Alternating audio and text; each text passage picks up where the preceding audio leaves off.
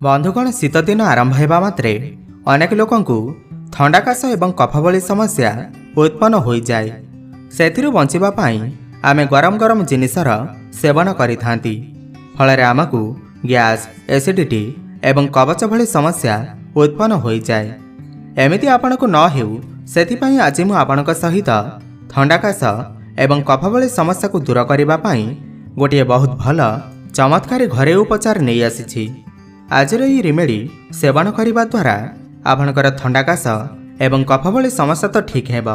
ता सहित काढ़ा मेडिसिन बा गरम जिनिसर सेवन करने द्वारा आपणकर पेट जो गरम हो जाए ताहा हेब नाही। एहाकु आपण निहाती थरे ट्राए करंतु। तेबे आसंतु जानिबा आज होम रेमेडी। सेथिपाई वीडियो को शेष पर्यंत निश्चय देखंतु। आहा पूर्व ए वीडियो को गोटे लाइक करंतु एवं आम चैनल को सब्सक्राइब करी पाखरे आसुवा बेल आइकन को मध्य प्रेस करंतु। एथिपाई आपनको आवश्यक पिजुली पत्र। यह आपणकर बाड़ी घरु बहुत सहजरे मिलिजिब। पिजुली खाइबा आम स्वास्थ्य पाई केते लाभदायक यह तो आपण समस्त जानिथिबे। यार पत्र मध्य बहुत अधिक चमत्कारी अटे।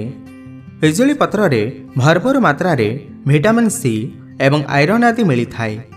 जदि आपण थंडा काश भली समस्या रे यार चा बनै पीबे तेबे आपनकु तुरंत लाभ मिलिब। जेते भी कफ आपणकर छाती रे जमी अछि, आपणकर गळा रे जमी अछि बा आपनकु काश हिउ अछि, थंडा जोगु आपणकर जदि मुंड बिंदु अछि तेबे एथिरु आपनकु संपूर्ण लाभ मिलिब। जेते भी कफ जमी अछि ताहा संपूर्ण बाहरी जीव। पिजुली पत्र रे एंटीऑक्सीडेंट, एंटीबैक्टेरियल एवं एंटी इन्फ्लामेटरी गुण थाए।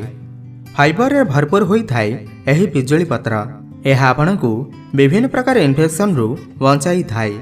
जदि आपनकु झाड़ा अधिक हिउ अछि बा केश झड़ू अछि, आखि जनित कोनोसी समस्या अछि तेबे एही समस्त समस्या पाई मध्य यह बहुत अधिक लाभदायक होई थाए।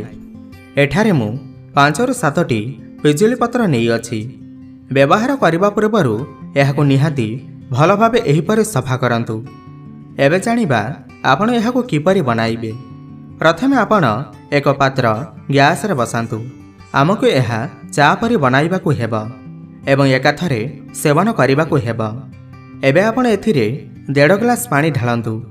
एबे आपण एही पानी को गरम हेबा पई छाड़ी दियंतु। पानी गरम होई गला परे पूर्वरु धोई रखिथिबा पिजुली पत्र को आपण एथिरे पकांतु। ध्यान रखिबे आपण संपूर्ण कंचा पत्रर एथिरे प्रयोग करंतु। फଳରେ एहार स्वाद भल रहिबो। पानी रे पकई सारिला परे आपण एहाकु 8 रु 10 मिनिट गरम करंतु। एहा परे आपण एथिरे आउ दुईटी जिनिस मिसांतु। जदि आपणक गळा रे भयंकर कफ जमा हुई अछि तेबे आपण एथिरे 4 रु 5टी गोलमरीच पकई दियंतु। तापरे आपण एथिरे 3 रु 4टी लवंग पकई दियंतु। केवल एतिक जिनिस एथिरे पकांतु। आ अन्य कोनोसी जिनिस आपण एथिरे मिसांतु नाही। भयंकर रु भयंकर आपणकु जो छिंक आसी थाए, साथी रे आपणकर नाकरू जो पानी गड़ी थाए एवं जदि आपणकर गला फुली अछि तेबे देखिबे प्रथम थर सेवन द्वारा आपणको आराम मिलिब। बंधुगण थंडा काश कारणरू आपणकर छाती रे जो कफ जमा हुई अछि बा कफ सिरपर सेवन द्वारा जदि ताहा बसी जाइछि तेबे ताहा संपूर्ण सफा होई जिब। आपण एहाकु 3 दिन कंटिन्यू दिनकु 2 थर सेवन करंतु। जदि आपनकु थंडा एबे ही आरंभ होईछि तेबे यार केवल 2 रु 3 थर सेवन द्वारा आपण संपूर्ण ठीक होई जिबे। आपण एहाकु निहाते ट्राए करी देखंतु। एहाकु आपण सेते पर्यंत फुटांतु जेते पर्यंत पानी फुटी फुटी अधा न होई जिबा। देखंतु एही पानी रो रंग एबे बदली जाईछि। एबे यह संपूर्ण रूपे प्रस्तुत। एबे आपण एहाकु छाणी दियंतु। एही चाहा एते अधिक चमत्कारी अटे। यार सेवन करिबा द्वारा आपनको जदि डायबिटीज अछि तेबे ताहा मध्य कंट्रोल होई जिबा। एहा आपनकर कोलेस्ट्रॉल मात्रा को कम करिबा पई मध्य बहुत अधिक लाभदायक होई थाए। आपनकर केश झड़िबा बंद करि थाए। ता सह सह डायरिया भली समस्या पई मध्य एहा बहुत अधिक चमत्कारी अटे। आपण एहाकु छाणी नियंतु। यार स्वाद बढ़ाइबा पई आपण एथिरे अल्प लेंबू रस मिसेई पारिबे। जदि आपण एहाकु मीठा करिबा पई चाहुचंती तेबे अल्प महू ଏଥିରେ ମିଶାଇ ଦିଅନ୍ତୁ। ଏବେ ଜାଣି ନିଅନ୍ତୁ ଆପଣ ଏହାର ସେବନ କିପରି କରିବେ। ଆପଣ ଏହାକୁ ଦିନରେ 2 ଥର ସେବନ କରିପାରିବେ। ଦିନକୁ ଥରେ ଅଧିକ ମାତ୍ରାରେ ବନେଇ ଆପଣ ଏହାକୁ ରଖିଦିଅନ୍ତୁ।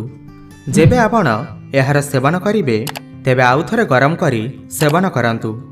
ଏହାକୁ ଗରମ ଗରମ ସେବନ କରିବା ଦ୍ୱାରା ଆପଣଙ୍କର ଗଳା ଫୁଲାରୁ ଆପଣଙ୍କୁ ବହୁତ ଅଧିକ ଆରାମ ମିଳିଥାଏ।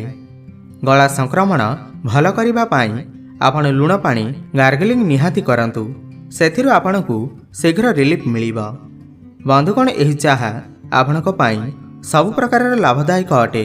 ଯଦି ଆପଣଙ୍କୁ ଥଣ୍ଡା କାଶ କଫ ବା ଯଦି ଆପଣଙ୍କୁ ପେଟରେ ଜ୍ୱଳନ ବା ପେଟ ଗରମ ଭଳି ସମସ୍ୟା ଅଛି ତେବେ ଆପଣ ଏହାର ସେବନ କରିପାରିବେ। ତେବେ ଆପଣଙ୍କୁ ଏହି ଭିଡ଼ିଓଟି କିପରି ଲାଗିଲା ଆମକୁ ନିଶ୍ଚୟ କମେଣ୍ଟ କରି ଜଣାନ୍ତୁ ଏବଂ ଭିଡ଼ିଓକୁ ଗୋଟେ ଲାଇକ୍ କରନ୍ତୁ। ଧନ୍ୟବାଦ।